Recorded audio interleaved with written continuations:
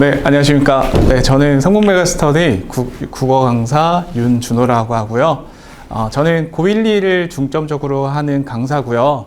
저는 이제 국어를 가르치는 강사이자 이제 지금 고3 학생들이 이제 사설 모의고사를 치르거든요.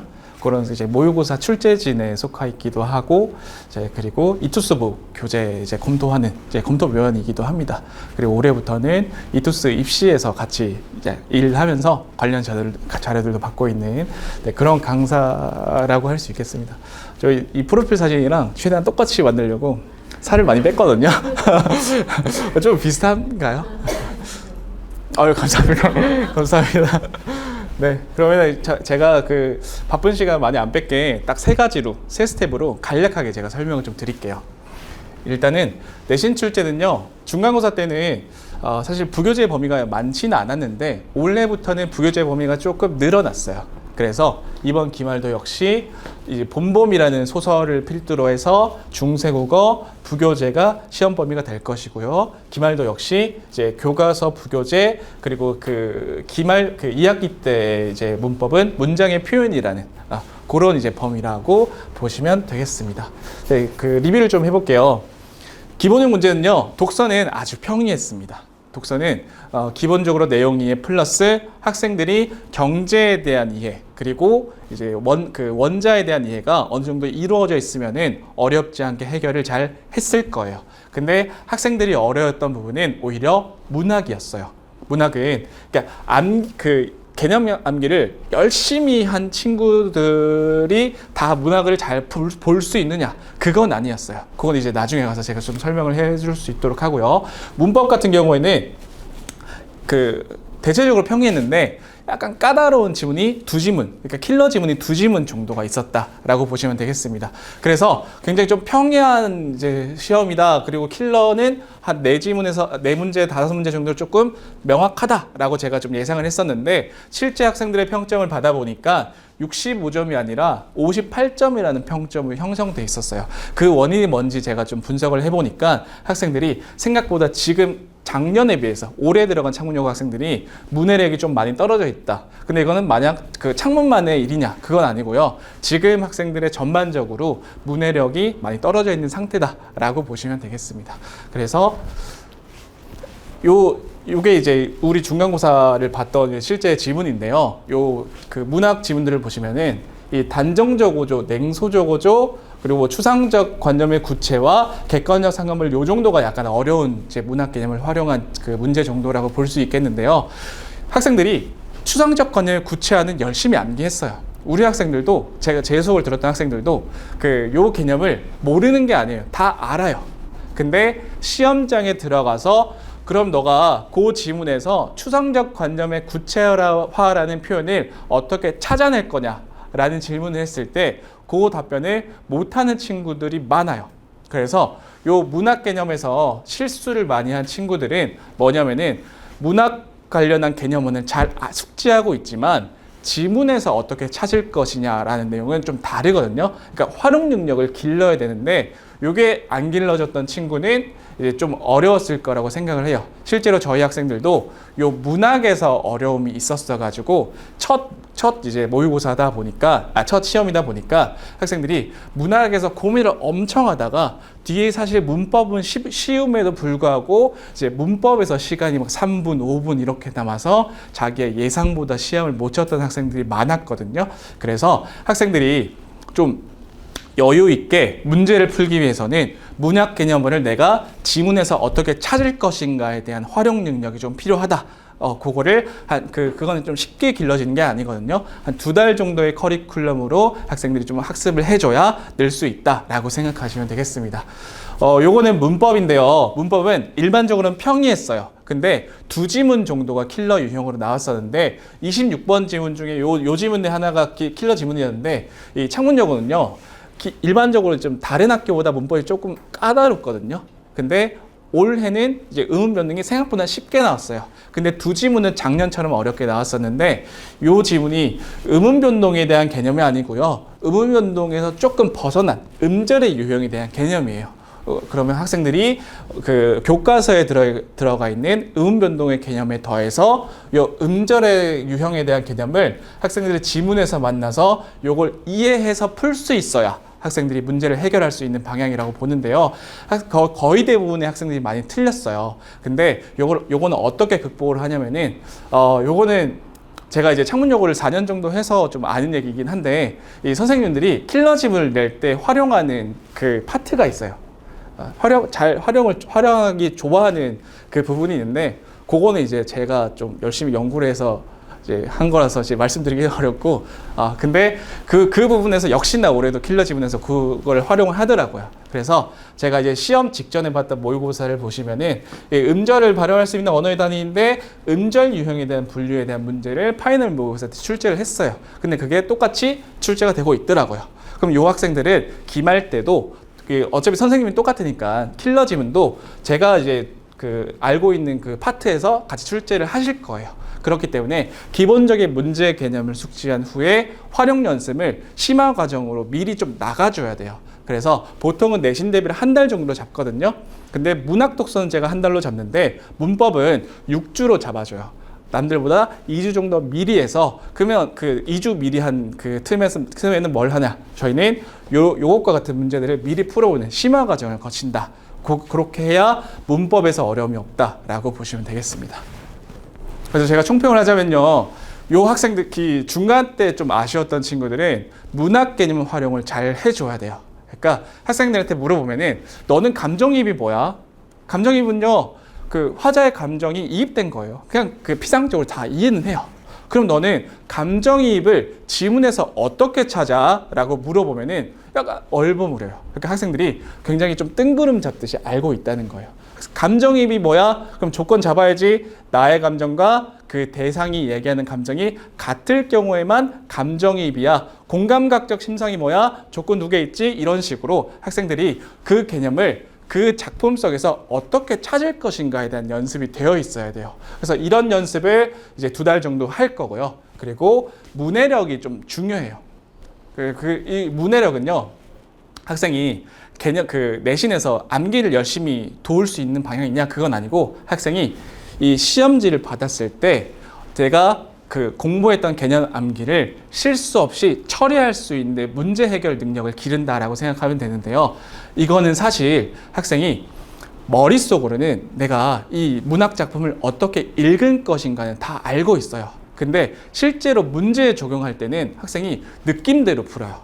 사실 요거는 중학생 때도 그랬고, 학생들이 이제 모의고사형 문제를 수능형 문제 흔히 얘기하죠. 수능형 문제 풀어와도 이 문학은 평가는 넓은 의미의 개념을 요구하기 때문에 학생들이 문제만 많이 푼 친구들은 이런 방식으로 문제를 풀 가능성이 높아요. 실제로 이 창문여고 내신형 문제에서도 이 단어 하나의 상징적 의미를 물어봤는데, 이 그 단어에 나타나는 상징적 의미가 찾아볼 수 있는 표지가 없음에도 느낌으로만 처리했기 때문에 전체적으로는 이런 느낌이지라고 오답으로 택한 친구들이 굉장히 많았거든요.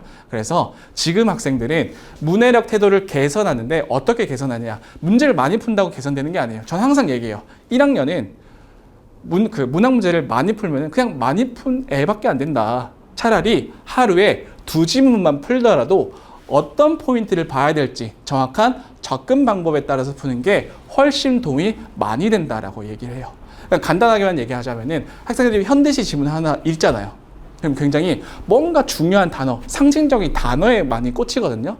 예를 들어서 그 깃발이라는 단어가 있으면 깃발이 되게 중요하구나, 깃발을 기억해놓고 이렇게 읽는단 말이에요. 근데 사실은 현대시에서 평가원이 요구하는 것은, 혹은 내신에서 요구하는 것은 이 화자가 이 상징적인 단어에 어떤 의미를 부여했느냐, 혹은 이 상징적인 의미에 따라서 화자가 어떤 감정과 태도를 보이고 있느냐가 훨씬 중요하거든요. 그게 이제 선지에 나오는 부분인데, 상징적인 단어가 있는 수식어나 서술어, 우리가 맛있는 짜장면을 버린다, 수식어와 서술어의 이런 감정과 태도가 드러나듯이 학생들은 그 현대시에서 정확하게 내가 잡아야 할 포인트들을 이제 잡으면서 우리가 좀 학습을 할 겁니다. 그래서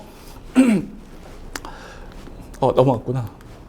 그래서 이제 문해력 태도 개선 때는요, 느낌으로 판단하는 것은 지양하고, 우리는 항상 논리적으로 대응시켜서 선지를 푸는 연습, 이거를 이제 5월 둘째 주부터 6월 첫째 주까지 4주간에 걸쳐서 현대시, 현대소설, 고전소설, 고전시가에 걸쳐서 이 4주 동안 커리큘럼에 따라서 문해력 태도 개선을 할 거고요. 문법 같은 경우에는 이 기본 개념이 중요해요. 그리고 해냄 교과서 같은 경우에는 이 일반적인 고등문법과 조금 다른 용어를 써요. 그래서 교과서 베이스로 한 문법 개념을 선행한 후에 우리는 6주 커리큘럼을 잡아서 2주 정도 먼저 선행한 후에 나머지 2주에는 심화 과정으로 나아간다. 이렇게 생각하시면 되겠습니다. 그래서 대비 기간 이전에는요. 문법 개념도 문법 개념이지만 문해력을 중점적으로 학습을 할 거예요. 문해력을 상승시킨 후에 문법 개념과 이제 문학 독서에 대한 개념을 이제 6월 둘째 주부터 이제 7월까지 내신 대비 기간 동안에 학습을 할 거거든요. 그때는 이제 조금 더 관리가 좀 빡세게 들어가서 당일 배우는 거는 당일 테스트를 치르고요. 그리고 의무 클리닉 때는 이 배운 개념을 잘 활용하고 있는지 활용 능력을 물어볼 거예요. 그래서 2번 정도의 검사를 통해서 학생들이 실제로 잘 활용하는지를 조금 점검을 할 겁니다. 그리고 이제 국어는 이런 친구 굉장히 많아요. 저희 학생들도 꽤 있는데요. 이제 숙제를 주면은 제가 이제 양보다 질이 중요하다 이렇게 얘기하면서 이제 숙제를 많이 주는 편은 아니에요. 하루에 뭐 적게는 문학 2지문만 풀어라 라고 하는 경우도 있어요. 근데 사실 문제만 풀면은 문학 2지문은 한 15분, 10분이면 금방 풀잖아요. 그래서 학생들이 그냥 이렇게 다음에 하자 하다가 새벽 감성으로 막 열심히 해서 막 다크서클 이렇게 내려와서 막 수업 듣고 이렇게 하거든요. 근데 그러면은 효용이 없어요. 문해력도 상승이 안 돼요. 그래서 그런 거를 좀 제가 좀 방지하고자 창문영어 수업은 일요일에 진행이 되어서 목요일 날 학습관리 조교 선생님이 이제 학생들한테 개개인별로 이제 카톡을 하거나 연락을 할 거예요. 너 공부 지금 하고 있니? 이제 제가 1일차별로 이제 분류를 해놔서 지금 몇 일차까지 풀었어? 지금 푼 거 혹시 사진 보내줘봐 라고 해서 제가 그 설명한 내용을 이제 문제 푸는 데 방식에 녹여내지 않았다면은 이제 코칭을 다시 해주고 이런 식으로 이제 관리가 들어갈 겁니다. 그리고 시험 직전 주간 때는요. 한 이제 일주일 반 10일 정도 남았을 때쯤인데 이때는 내신 모의고사를 봐요. 이제 내신 모의고사를 보면은 학생이 너는 80점 맞았네, 더 잘해, 90점 맞았네, 조금만 더 하면 되겠다가 아니라 90점 맞았더라도 틀리는 유형이 계속 반복적이면은 그 학생은 시험장에서 그 유형을 플러스 알파로 실수하는 학생이에요. 그래서 저는 시험을 보면 항상 이런 시험 분석지를 내줘요. 그래서 독서에서 내용의 부분이 부족한 친구는 아직 개념 암기에 이제 구멍이 있는 친구예요. 그러면 그 학생은 개념 암기를 이제 필요한 부분만 좀 찾아서 쭉 하도록 하고, 혹은 보기 유형을 많이 틀리는 친구는 개념 암기는 잘 되어 있지만 보기의 내용을 종합해서 잘 못 보는 친구예요. 그럼 이 학생은 보기가 있는 유형만 조금 선별적으로 풀 수 있도록 그런 식으로 좀 코칭을 해주려고 합니다. 자, 그리고 이제 기말 직전 보충에는요, 사실 문법은요 거의 비슷한 내용이어서 굳이 선생님이 강조한 포인트를 막 주의 깊게 보지 않아도 돼요. 그리고 이제 학교에서 추가적으로 설명한 단어나 혹은 학교에서 이거 중요하다고 했던 내용들만 좀 심화로 들어갑니다. 독서는 다른 내용이 많이 없어요. 그래서 제가 이제 학생들이 좀 잘 이해하기 위해서 예를 들어서 뭐 원자력에 대한 이야기가 있으면 혹은 원자, 전자에 대한 이야기를 좀 플러스 알파로 좀 더 보충해서 좀 독서를 강의해줘요. 근데 문학은 선생님들의 주관적 해석이 들어갈 수밖에 없어요. 그래서 일반적인 강의로는 학생들이 시험장에 가서는 당연히 당황할 수밖에 없어요. 일반적으로는 이렇게 했는데 선생님이 이렇게 가르쳤네? 그럼 나는 어떤 걸 답으로 택해야지? 혼동이 굉장히 오거든요. 그래서 기말 직전, 보통 이제 한 일주일 전이나 한 5일 전에는 제가 시험 직전 노트를 배부를 해요.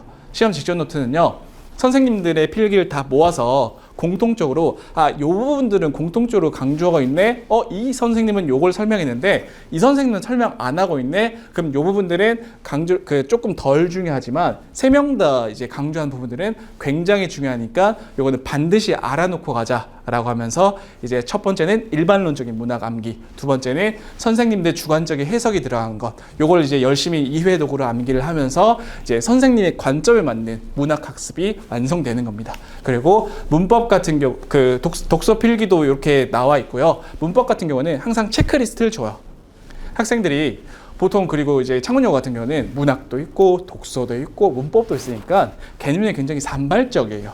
그래서 문학 열심히 하고 독서 열심히 하고 문법 열심히 했는데 그 중에서 내가 어떤 게 중요하지를 이제 체크 포인트를 모르는 친구들이 많거든요. 특히 문법이 그래요. 그래서 문법은 제가 항상 시험 20분 전에 혹은 30분 전에 한번 읽어보고 가라라는 체크리스트들이 있어요. 그래서 예를 들어서 그 중간고사 같은 경우에는 의문의 체계, 의문 변동인데 의문의 체계에서는 최소 대립상이라든지 의문의 변동에서는 이 히읗과 관련된 축약을 선생님이 많이 강조했으니까 만약에 이거 너 모른다면 빨리 돌아가서 보고 다시 가 라고 하는 식으로 체크리스트를 주고요. 실제로 체크리스트 안에서 출제가 된 경우에 굉장히 많습니다. 그래서 이런 식으로 이제 커리큘럼이 나아간다 라고 보시면 되겠습니다.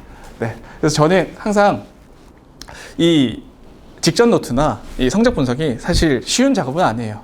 이제 강사 개인이 하기에는 굉장히 힘든 작업이거든요. 그래서 학생들이 밤을 새듯 저도 항상 3, 4일 밤을 새면서 막 으쌰으쌰 하는데 근데 이걸 하면 굉장히 좀 뿌듯하더라고요.